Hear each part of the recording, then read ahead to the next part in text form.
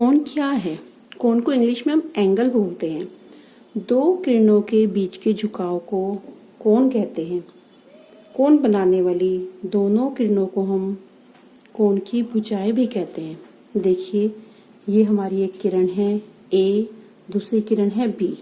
यदि ये दोनों किरण इस तरह से एक झुकाव बनाती हैं तो ये हमारा कोण कहलाता है। ये झुकाव कम भी हो सकता है और ऐसे ज्यादा भी हो सकता है। सबसे पहले हम शुरू करते हैं कोणों के प्रकार से। जब हमारी किरण ए किरण बी के ऊपर पूरी तरह से आ जाए और कोई बीच में झुकाव ना हो, अर्थात हमारा कोण शून्य कोण होगा।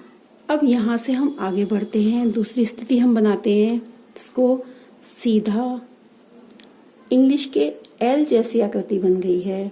ये हमारा 90 डिग्री का कोण बना है, जिसे हम समकोण भी कहते हैं। अब जब हम यहाँ से चले थे 0 डिग्री से और यहाँ तक 90 डिग्री तक जाने तक, यहाँ भी हमारे देखिए कुछ कोण बने हैं जिसको हम न्यून कोण कहते हैं। अर्थात 0 डिग्री से ज्यादा हो यहाँ से चलते हुए और 90 डिग्री से कम हो, ये हमारे सब न्यून कोण कहलाते हैं। वो 30 डिग्री का कोण हो, 45 डिग्री का हो, 60 डिग्री का हो, 80 डिग्री का हो, ये सब हमारे न्यून कोण के अंतर्गत आते हैं। अब इससे थोड़ा आगे बढ़ते हैं। 90 से अधिक जब हम चलेंगे तो ये सब हमारा यहाँ अधिक कोण, ये पूरा हमारा अधिक कोण बनेगा। ये देखिए, यहाँ से चलते चलते ये सब अधिक कोण का है। ये जब हम यहाँ 180 डिग्री पे पहुंचने से पहले, ये पूरा हमारा 0 से लेके यहाँ, ये हमारा 90 से ज्यादा 100 डिग्री हो, 120 डिग्री हो, या हमारा 170-75 डिग्री हो, ये सब हमारा अधिक कोण के अंतर्गत आते हैं। अर्थात 90 डिग्री से ज्यादा हो और 180 डिग्री से कम हो, ये हमारा जो एरिया है वो अधिक कोण के अंतर्गत है। अब जब हमारी दोनों भुजाएं विपरीत दिशा में हो गई, ए भुजा इधर चली है और बी भुजा इधर है, ओ से ए और ओ से बी दोनों एक सरल रेखा बना लेती हैं। यह हमारा दो समकोण है, 180 डिग्री हो जाता है। इसको हम सरल कोण या ऋजु कोण भी कहते हैं। ये ठीक 180 डिग्री का होता है। तो 0 से घुमा के जब यहाँ तक हमारा कोण ये पूरा बनेगा, ये हमारा 180 डिग्री का कोण बनता है।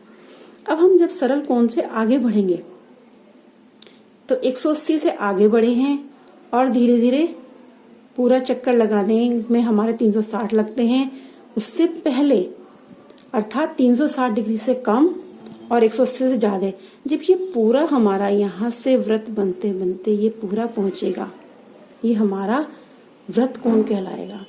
अब हमारी भुजा पूरा चक्कर लगाकर घूमते हुए, ये पूरा चक्कर लगाकर घूमते हुए पुनः किरण बी पर पहुंच जाती है, अर्थात ये हमारा संपूर्ण कोण कहलाएगा।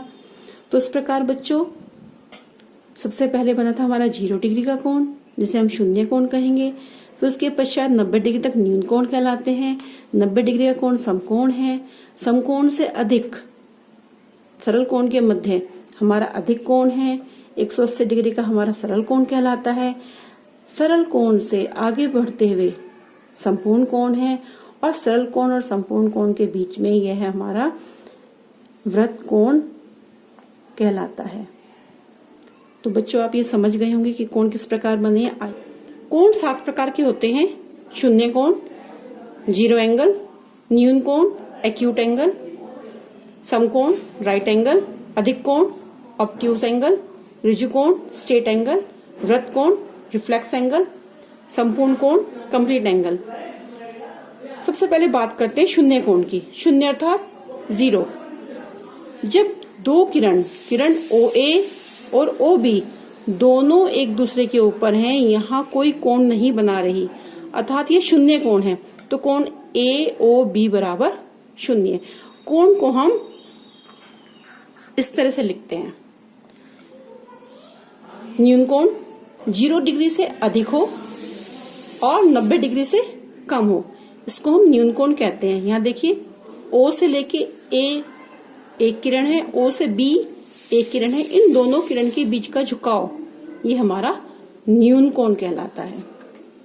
समकोण 90 डिग्री के माप के बराबर के कोण को समकोण कहते हैं।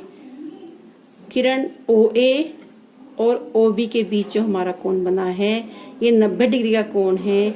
ये इंग्लिश के L जैसा होता है।